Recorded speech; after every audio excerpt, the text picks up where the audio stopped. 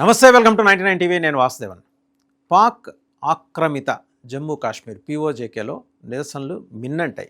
నెల రోజులైంది, కరెక్ట్గా 30 రోజులు దాటిన తర్వాత వాళ్ళు చాలా స్పష్టంగా అల్టిమేటం ఇచ్చారు. 38 డిమాండ్లు, 48 గంటల టైం ఇస్తున్నాం పాకిస్తాన్ ప్రభుత్వానికి, అణిచివేయాలని చూస్తే తిరుగుబాటు తప్పదు, పీఓజేకే ఎన్నటికీ పాకిస్తాన్లో భాగం కాదు, మీరు చెప్పే షరతులకి మేము లొంగేది లేదు, మా దగ్గర ఉత్పత్తి అవుతున్న విద్యుత్తుని మీరు దొంగతనంగా ఎత్తుకెళ్ళిపోవటాన్ని మేము వ్యతిరేకిస్తున్నాం, ద్రవ్యోల్బణాన్ని అదుపు చేయలేని మీ అసమర్థ పాలన పైన మేము తిరుగుబాటు చేస్తున్నాం.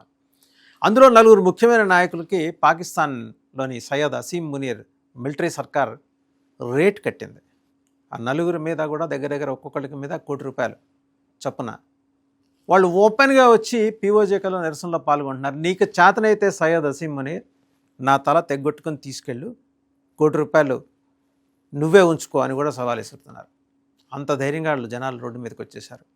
ఆకలి కేకలు, ఫుడ్ ఇన్ఫ్లేషన్, ద్రవ్యోల్బణం అండ్ రెవెన్యూ లేదు. సహజ వనరులన్నీ అక్కడే ఉన్నాయి.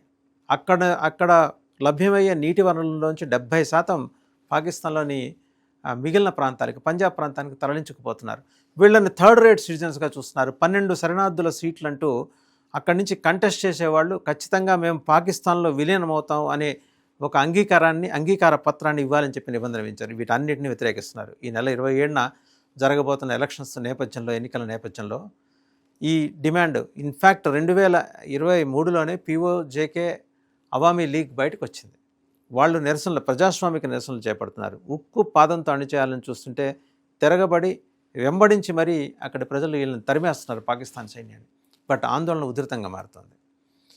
తట్టుకోలేకపోతున్నాడు సయ్యద్ అసీం మునీర్ ఏం చేయాలనేది. ఎందుకంటే ఇప్పుడు తాజాగా 48 అవర్స్ మేము టైం ఇస్తున్నాం, 38 డిమాండ్లు, నువ్వు ఒప్పుకుంటావో ఒప్పుకో, సయ్యద్ అసీం మునీర్ నిన్ను తర్వాత ఎలా ఆడుకోవాలో అంతర్జాతీయ వేదికల మీద మేము అలా ఆడుకుంటాం అని చెప్పి ఈ జాక్ అనమాట, జాయింట్ అవామీ యాక్షన్ కమిటీ అంటారు, వాళ్ళ నాయకులు ప్రకటించారు. అండ్ చాలా స్పష్టంగా కేటగిరికల్గా వాళ్ళు చెప్తా వస్తున్నది ఏంటంటే, పీఓజేకే ఎన్నటికీ పాకిస్తాన్లో భాగం కాదు, మీరు అనవసరంగా మా మీద రుద్దే ప్రయత్నం చేస్తే మేము ఊరుకోం, ఇన్నాళ్ళు మా భుజాల మించి తుపాకీ పెట్టి భారత్ మీద కాల్చి మమ్మల్ని దోషులుగా భారతదేశం ముందు, అంతర్జాతీయ సమాజం ముందు నిలబెట్టావు సయ్యద్ అసీం మునీర్, లేకపోతే అంతకుముందున మిలిటరీ ప్రభుత్వాలని చెప్తూనే వాళ్ళు మేము ఈరోజు మా నిరసనని అంతర్జాతీయంగా మా నిరసన గళాన్ని వినిపిస్తున్నాం, సో ఎన్నాళ్ళు మీ ఆటలు సాగవు. అసీం మునీర్కి ఏమున్నాయి, ఇంకా ప్లాన్స్ ఏమున్నాయి? ఐఎస్ఐని పంపిద్దామంటే ఐఎస్ఐ వాళ్ళు జంకుతున్నారు, పోసుకుంటున్నారు అక్కడికి వెళ్ళటానికి పీఓజేకి. ఓ పక్క బలూచిస్తాన్లో విపరీతమైన ఆందోళన, అక్కడికి వెళ్ళిన వాళ్ళు మళ్ళీ శవపేటికలు వెనక్కి వస్తున్నారు సైన్యం, అదొక భయం. ఖైబర్ పఖ్తూన్ఖ్వాలో ఆందోళన, వాళ్ళు ఆఫ్ఘనిస్తాన్ అనుకూల నినాదాలు అక్కడ. ఇటు చూస్తే పీఓజేకే ఇది. మరోపక్క సింధు జలాల ట్రీటీకి సంబంధించి చుక్క నీరు కూడా మనం ఇవ్వం అని చెప్పేసి ట్రీటీని సస్పెండ్ చేసాం, ట్రీటీని క్యాన్సిల్ చేయాలి, ఇండస్ వ్యాలీ ట్రీటీని క్యాన్సిల్ చేయాలి. అవతల నుంచి కొన్ని కార్టూన్ క్యారెక్టర్స్ మాట్లాడుతుంటాయి. ఆ కార్టూన్ క్యారెక్టర్స్ పేర్లు ఉదాహరణకి ఖవాజా ఆసిఫ్ రక్షణ మంత్రి ఉంటాడు, ఇంకొక ఆయన బిలావల్ భుట్టో, దివంగత బేనజీర్ భుట్టో కుమారుడు, ఆయన మాట్లాడతాడు, ఇక్కడ సింధు నీళ్లు పారకపోతే రక్తం పారిస్తాను, ఎవరు రక్తం అనేది చెప్పలేకపోతున్నాడు ఆయన, పాకిస్తాన్ వాళ్ళదా భారతీయులదా అనేది చెప్పలేకపోతున్నాడు, అంత కన్ఫ్యూషన్. ఇంకొక ఉంది అక్కడ, పార్లమెంటేరియన్ మహిళ, బాగా చదువుకుంది, ఉన్నత విద్యావంతుడు, ఆవిడేమంటుంది, వాళ్ళ నేషనల్ అసెంబ్లీ అంటే మన పార్లమెంట్ అంటాం, వాళ్ళ నేషనల్ అసెంబ్లీ అంటాం, మాట్లాడుతూ మా అయోధ్యలో మళ్ళీ బాబ్రీ మసీదు కట్టడానికి ఇక్కడ మా సైన్యాన్ని పంపిస్తాం, ఒక్కొక్కళ్ళు ఒక్కో ఇటుక మోసుకుంటూ అక్కడ దాకా వస్తారు, అది కూడా పాకిస్తాన్లోని పంజాబ్ ప్రాంతానికి చెందిన సిక్ రెజిమెంట్ వాళ్ళని పంపిస్తుంట. ఇలా ఎవరికి దోసింది వాళ్ళు. షహబాజ్ షరీఫ్ ఒక్కడే ఏం మాట్లాడాడు, ప్రధానమంత్రి ఏం మాట్లాడాలన్నా స్క్రిప్ట్ వచ్చి field marshal Syed Asim Munir office నుంచి రావాలి, ఆ స్క్రిప్ట్ చదవాలి. ఇక వీళ్ళ మేజువాణి ఏ రకంగా ఉంటాయంటే, పొద్దున్న లేచిన మొదలు మీడియా ముందు వస్తారు, అలా మాట్లాడకపోతే సయ్యద్ అసీం మునీర్ వాళ్ళని కాల్చి వాత పెడతాడని భయం, ఏదో ఒకటి మాట్లాడాలి భారత్కు వ్యతిరేకంగా. ఇన్ని ఆందోళనలు పాకిస్తాన్లో నడుస్తున్నప్పుడు దాన్ని డైవర్ట్ చేయడం కోసం సయ్యద్ అసీం మునీర్ ఇంకో ప్లాన్ తీశాడు బయటికి. ఆయన దగ్గర ఒక అద్భుతమైన యంత్రాంగం నడపగల ఒక మహిళ ఉంది, ఉగ్రవాద మహిళ. ఆవిడ పేరుకు ట్రావెల్ కంపెనీ నడిపిస్తుంటుంది, ఆవిడ పేరు మేడం ఎన్ అని బయట ప్రపంచం అంతా పిలుస్తుంటుంది, నోషిబా షహబాజ్. ఆవిడ లవ్ ట్రాప్లు, హనీ ట్రాప్లు చేయిస్తుంటుంది, అలాగే భారతదేశం నుంచి యూట్యూబర్లను ఆకర్షించడం కోసం వాళ్ళకి ప్యాకేజీలు ఇస్తుంటుంది, పాస్పోర్ట్లు ఇప్పిస్తుంటుంది. జ్యోతి మల్హోత్రా పట్టుబడింది కదా లాస్ట్ ఇయర్, అలాగే వచ్చింది ఆవిడ. సో ఇలాంటి వాళ్ళు ఒక 3000 స్లీపర్స్ని తయారు చేసి ఆల్రెడీ భారతదేశానికి పంపించింది. ఏమో మన హైదరాబాద్లో కూడా ఉన్నారేమో తెలియదు.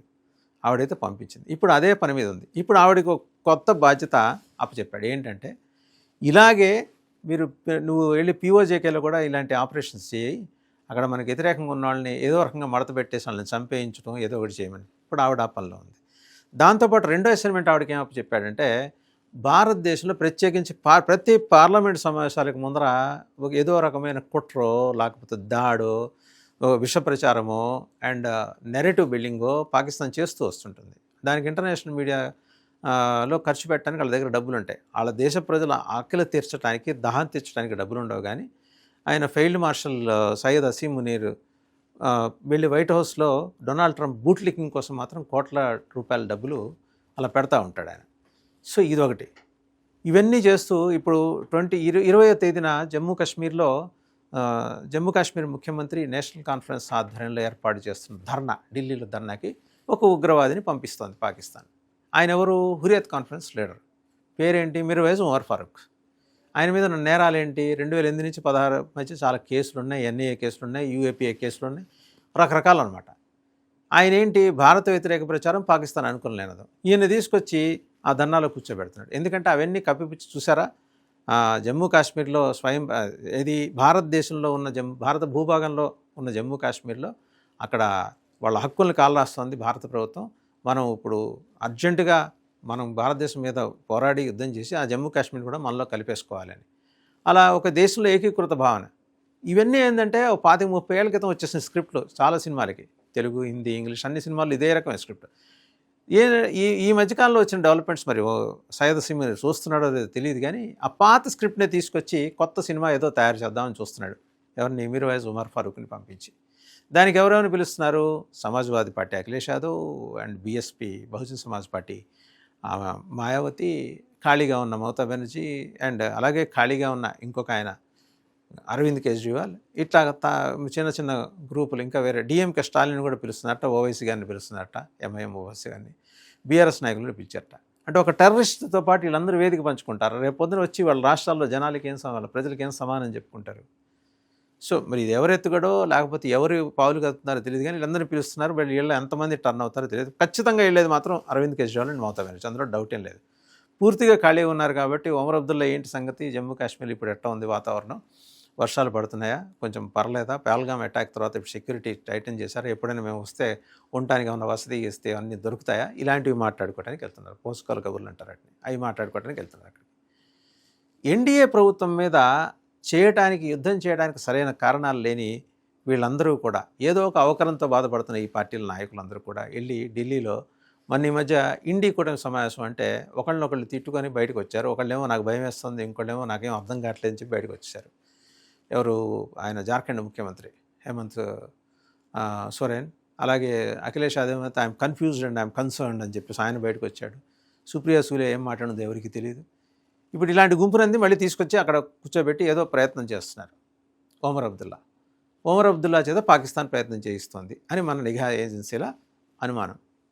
సరే, ఓవరాల్గా ఏంటి పరిస్థితి? PoJK Pakistan occupied Jammu and కాశ్మీర్లో పెరిగిన ఉద్రిక్తతలు బయట ప్రపంచానికి పూర్తి స్థాయిలో తెలియకుండా అడ్డుకప్పేయడానికి ఒక గీతను చిన్నది గీత చేయాలంటే పక్కన పెద్ద గీత గీస్తే ఆటోమేటిక్గా చిన్న గీత అయిపోతుంది. పీఓజేకే ఇష్యూ నుంచి జనాల్ని మరల్చడం కోసం అని చెప్పేసి పాకిస్తాన్ ఎత్తుగడ వేసింది. ఏదైతేనే పీఓజేకే ప్రజల సహేతుకమైన డిమాండ్స్ ఒక 38 పెట్టారు. 48 గంటలు అల్టిమేటం ఇచ్చారు. తాడో పేడో చావో రేవో తేల్చుకోవాల్సింది పాకిస్తాన్ ప్రభుత్వం, ప్రత్యేకించి సయ్యద్ అసీం మునీర్. ఆయన కాసేపు బూట్ లికింగ్ ఆపేసి, డొనాల్డ్ ట్రంప్ బూట్ లికింగ్ ఆపేసి దీని మీద ఫోకస్ పెడితే కొద్దో గొప్ప ఫలితం ఉంటుంది. ఇలా పొద్దున్న లేస్తే భారతదేశం మీద కుట్రలు చేసుకుంటూ వెళ్తే సయ్యద్ అసీం మునీర్ రేపు పొద్దున చరిత్రలో మీరుండరు, చరిత్ర మిమ్మల్ని గుర్తుపెట్టుకోదు. అండ్ పాకిస్తాన్ చరిత్రకారులు కూడా కొత్త చరిత్ర రాస్తారు.